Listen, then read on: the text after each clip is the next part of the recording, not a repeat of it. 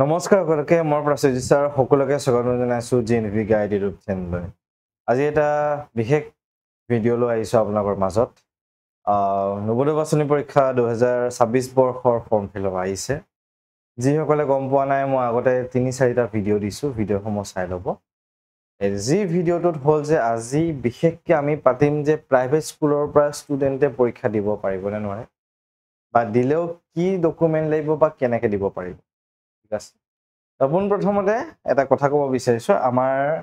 ক্লাছসমূহ আৰম্ভ হৈছে মেইন ক্লাছসমূহ 8 জুনৰ পৰা আৰম্ভ গৈছেগে নতুন ফৰ্ম ফিলআপ স্পেশাল বেচ আৰম্ভ হৈছে আমাৰ এতিয়া জেএনভি গাইডৰ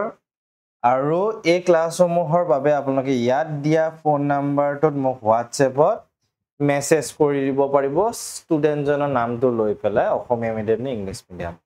আৰু এই বেচটো আমাৰ অসমীয়া মিডিয়ামৰ কাৰণে হ'ব আৰু ইংলিছ মিডিয়ামৰ কাৰণে বেচ আমাৰ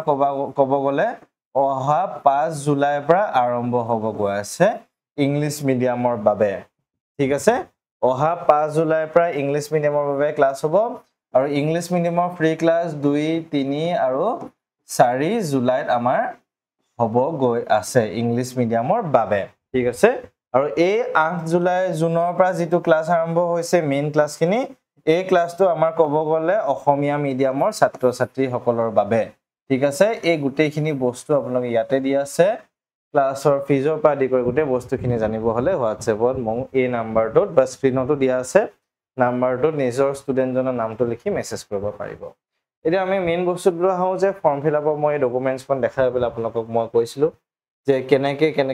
কি কৰিলে আপোনালোকৰ বস্তুখিনি হ'ব এতিয়া ঠিক আছে এটা সবতছে ইম্পৰ্টেন্ট বস্তু এটা যদি মই এটা কৈ দিছো বেলেগ নাই একো প্ৰাইভেট স্কুলৰ কাৰণে ঠিক আছে প্ৰাইভেট স্কুলৰ কাৰণে কি হ'ব কি নহ'ব গভৰ্ণমেণ্ট স্কুলৰ কাৰণে একো নালাগে একো সমস্যা নাই একো প্ৰবলেম নাই চৰকাৰী স্কুলৰ ষ্টুডেণ্টে ধুনীয়াকৈ পৰীক্ষা দি মেলি আৰামছে ফৰ্ম ফিলআপ কৰিব পাৰিব এতিয়া প্ৰাইভেট স্কুলৰ কাৰণে আমাক দুটামান বস্তু লাগে পাৰ্মানেন্ট এডুকেশ্যন নাম্বাৰ ঠিক আছে পেন যেটো থাকে আপোনাৰ পেন যেটো আছে পাৰ্মানেন্ট এডুকেশ্যন নাম্বাৰ ঠিক আছে পাৰ্মানেন্ট এডুকেশ্যন নাম্বাৰ যেটো আছে PEN পেন আপোনাৰ ঠিক আছে পাৰ্মানেন্ট এডুকেশ্যন নাম্বাৰ যেটো আছে আপোনাৰ পাৰ্মানেন্ট এডুকেশ্যন নাম্বাৰ এটো আপোনাৰ পেন ঠিক আছে এটো আমাক লাগিব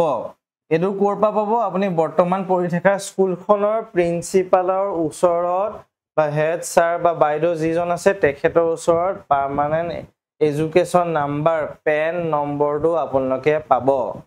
আপোনালোকে পেন নম্বৰটো পাৰ্মানেন্ট এডুকেশ্যন নাম্বাৰ যেটো হয় এই সংখ্যাটো এই নাম্বাৰটো ক'ত পাব বৰ্তমান পঢ়ি থকা স্কুলখনৰ প্ৰিন্সিপাল প্ৰাইভেট স্কুলখনৰ প্ৰিন্সিপালৰ ওচৰত আপোনালোকে পাব এটো আমাৰ এডমিশনতো লাগিব দে আপোনাৰ জেএনভি এডমিশনতো লাগিব ঠিক আছে আৰু লগতে আমাৰ ফৰ্ম ফিলআপতো লাগিব পাৰে এই মই কি লিখিছো ঠিক আছে আমাৰ ফৰ্ম ফিলআপতো লাগিব পাৰে দে ঠিক আছে ফৰ্ম ফিলআপতো আমাৰ কেতিয়াবা মানে কি হয় ঠিক আছে আমাৰ ফৰ্ম ফিলআপত কেতিয়াবা যদি এতিয়া মই কৈছো বস্তুখিনি ভালকে কৈছো এই দুটা বস্তু ফৰ্ম ফিলআপ আৰু পাৰ্মানেন্ট এডুকেশ্যন নাম্বাৰটো ফৰ্ম ফিলআপ আৰু এডমিশনত আমাৰ লাগিব আৰু এতিয়া ইউডাইস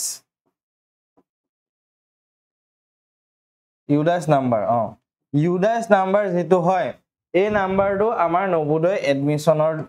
টাইমত লাগিব আপোনাৰ স্কুলখনৰ ঠিক আছে প্ৰাইভেট স্কুলখনৰ ইউডাইসটো লাগিব কেতিয়া লাগিব এডমিশনৰ সময়ত আপোনাৰ লাগিব আপোনাৰ যেতিয়া এডমিশন হ'ব তেতিয়া আপোনাৰ এডমিশনৰ সময়ত আপোনাৰ প্ৰাইভেট স্কুলখনৰ ইউডাইস নম্বৰটো আপোনালোকৰ লাগিব কিন্তু দে সেইটো কথা মনত ৰাখিব বস্তুখিনি ওকে আৰু আমাৰ পাৰ্মানেন্ট এডুকেশ্যন নাম্বাৰটো এডমিশনটো লাগিব ফৰ্ম ফিলআপতো লাগিব এতিয়া এই দুটা বিষয় আপোনালোকৰ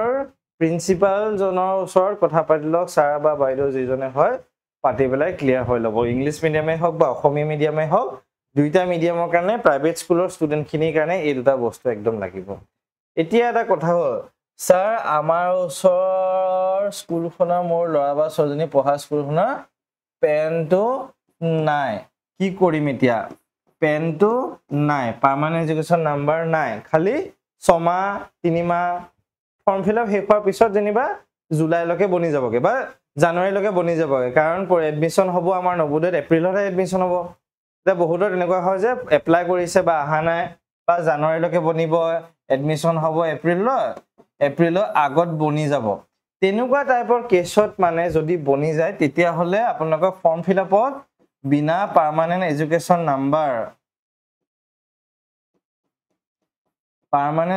নাম্বাৰ নোহোৱাকে ফৰ্ম ফিল আপটো কৰি দিব যিহেতু আপোনাৰ এতিয়া উপায় নাই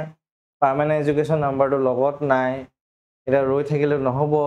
আমাৰ ফৰ্ম ফিল আপৰ লাষ্ট ডেট 29 জুলাই আপোনাৰ ঠিক আছে 29 জুলাই আমাৰ ফৰ্ম ফিল আপৰ লাষ্ট ডেট যদি ফৰ্ম ফিল আপ কৰা সময়ত পেন নাম্বাৰটো আপোনাৰ লগত নাথাকে 29 তাৰিখলৈকে বা জুলাই 25 বা 20 তাৰিখলৈকে যদি পাৰ্মানেণ্ট এডুকেশ্যন নাম্বাৰটো নাপায় তেতিয়াহ'লে ৰৈ থাকিলেতো নহ'ব আপোনাৰ সেইবাবে এইটো ফৰ্ম ফিল আপটো কৰি দিব যাতে আপোনাৰ কিবাকে হ'লেও মানে ফৰ্ম ফিল আপটো হৈ যায় পিছতকে যাতে আপুনি পাৰ্মানেণ্ট এডুকেশ্যন নাম্বাৰটো দিব পাৰে এডমিশ্যনৰ সময়ত আমাৰ ষ্টুডেণ্ট যোৱাবাৰ তেনেকুৱা টাইপত কৰিছিলে তো সেই এক্সপিৰিয়েঞ্চৰ ফালৰ পৰা মই কৈ আছোঁ এইটো মই কৈছোঁ মই যোৱাবাৰ ষ্টুডেণ্টৰ এক্সপিৰিয়েঞ্চ দেখি পেলাই ষ্টুডেণ্টৰ ফৰ্ম ফিল আপৰ বস্তু দেখি কৈছোঁ এতিয়া সেই বস্তুটো আপোনাৰ নিজে ৰিস্কটো লৈ কৰিব লাগিব তাত আপোনাৰ কোনে একো সহায় কৰিব নাই সেইটো আপুনি নিজে ৰিস্ক লৈ নিজে চাইকিনি কৰিব লাগিব এতিয়া ঠিক আছে এইটো আপোনাৰ ৰিস্কত কৰিব লাগিব বস্তুটো সেইখিনি বেলেগ ইমান টেনশ্যন ল'বলগীয়া নাই ফৰ্ম ফিল আপটো কৰি ল'ব 29 জুলাই লাষ্ট ডেট হয় ফৰ্ম ফিল আপটো ঘৰৰ ওচৰৰ এখন আপোনালোকে কেফে নেট কেফে বা ইণ্টাৰনেট কেফে বা CSC চেণ্টাৰ ঠিক আছে এই চেণ্টাৰবিলাক থাকে যে CSC কিবা কমন চাৰ্ভিচ চেণ্টাৰ বুলি থাকে যে কম্পিউটাৰ দোকানৰ এই CSC চেণ্টাৰত কৰি ল'ব ফৰ্ম ফিল আপটো তাহাঁতৰ মানুহখিনিয়ে জানে ফৰ্ম ফিল আপটো কেনেকৈ কি কৰিব লাগে আৰু ফৰ্ম ফিল আপৰ বাবে মই বহুতকেইটা ভিডিঅ' দি আছে ভালকে ধৈৰ্য ধৰি আৰামছে চাই ল'ব সেইখিনি কৰিলে নিশ্চয় আপোনাৰ ষ্টুডেণ্টৰ ফৰ্ম ফিল আপটো কৰিব পাৰিব JNVত আৰু বাকী এতিয়া ধুনীয়াকৈ প্ৰস্তুতি কৰা সময় পঢ়াইব লাগি যাওক বেছি দিন নাই পৰীক্ষালৈ 6 মাহ আছে মাজত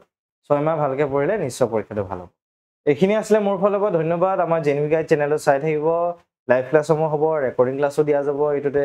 তাৰ লগতে আমাৰ পেইড ক্লাছবিলাকো চলি আছে যি সুবিধা আপোনালোকে কৰক খালি ভালকৈ পঢ়ি চিটটো দখল কৰক এইখিনি আছিলে আমাৰ ফালৰ পৰা ধন্যবাদ সকলোকে ভিডিঅ'টো চোৱাৰ বাবে